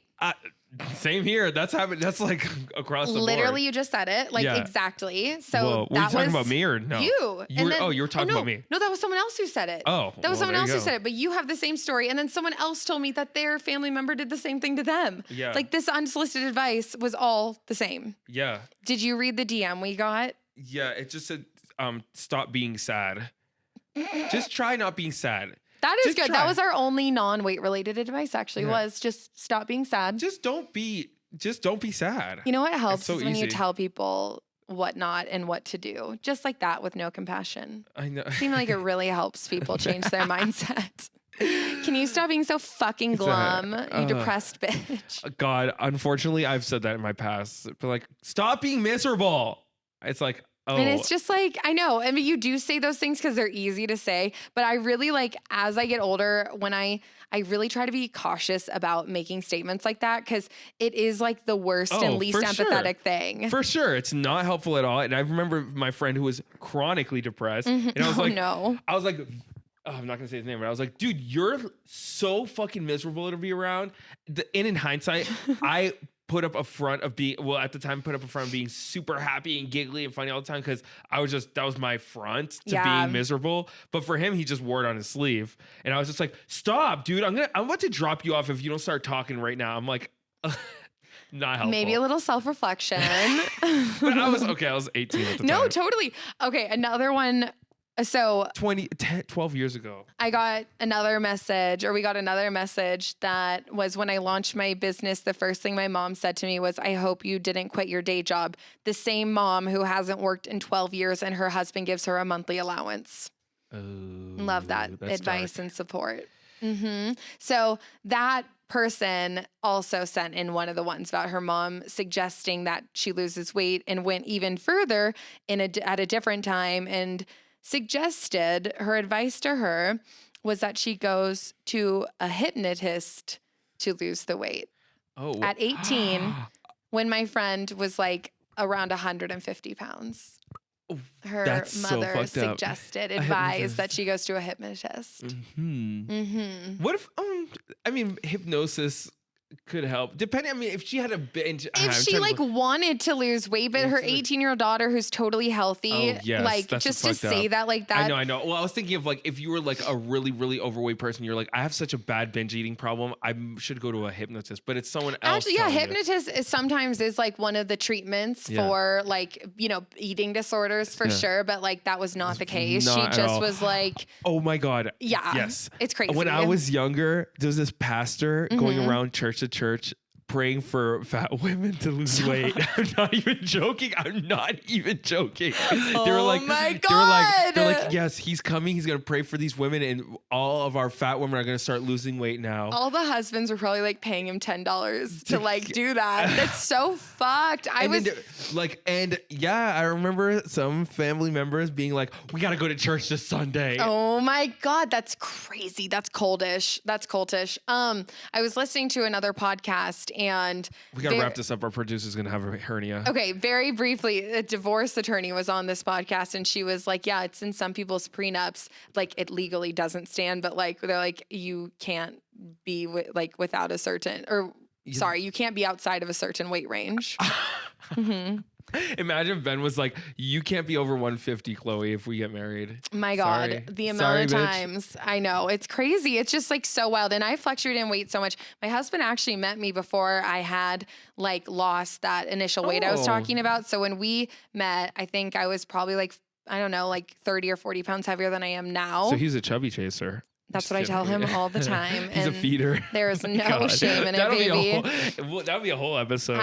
Ben loves thick girls. And I'm proud that he does. I'm proud that he met me and was like, didn't even think about it. And when I lost weight, he never made a comment at all about like my body when I've gotten really thin. But his friends have. They're like, Ben, Chloe's like really thin right now. Like, and they're like, oh, she looks good. And he's like, oh yeah, I guess. Like, he's just like the best. He is the best kind of husband for someone like me who just like, I don't want to hear about being thin. I don't want to be praised for being thin. I literally just want my husband to like me for me. So like, shout out to Ben. He does not care about my body type, and shout out to Ben. Okay, so we can finish it up. Last one. I think this was my favorite. Someone messaged us that she had a baby. She took her 3-month maternity leave. She gets back to the office and her cubicle mate had left her a Weight Watchers brochure on her desk.